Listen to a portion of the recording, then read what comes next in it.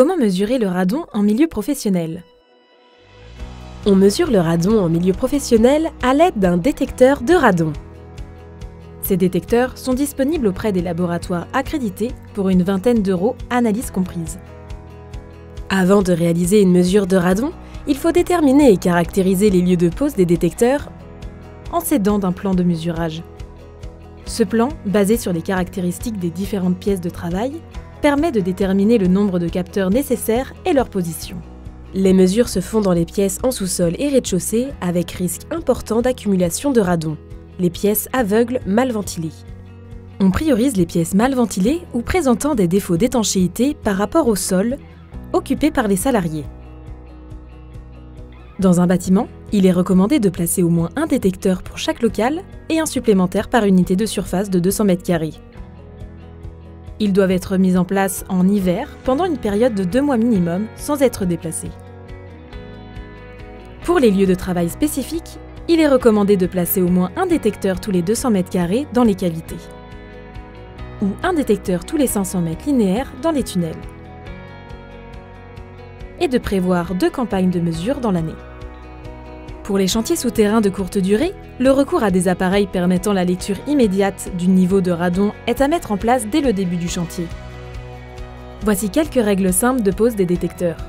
Proximité des zones de travail, hauteur comprise entre 1 m et 2 m, à 20 cm au moins d'un mur, éloignement des sources de chaleur, à l'abri des projections d'eau, des zones de passage des bouches de ventilation et des fenêtres. Les salariés sont bien évidemment informés de la présence des détecteurs. Ensuite, les détecteurs sont renvoyés rapidement au laboratoire pour analyse, accompagnés du plan de mesurage. Les résultats sont exprimés en becquerels par mètre cube d'air. Si les résultats sont inférieurs au seuil de référence fixé à 300 becquerels par mètre cube, il n'y a pas de mesure spécifique à prévoir, à l'exception du maintien de la bonne ventilation des locaux de travail. Au-delà de ce seuil, des actions correctives sont alors nécessaires pour réduire l'exposition des travailleurs, comme vérifier, améliorer la ventilation et l'étanchéité du bâtiment. Pour des résultats compris entre 300 et 1000 becquerels par mètre cube, le délai pour ramener la concentration sous le niveau de référence de 300 becquerels par mètre cube est de 3 ans.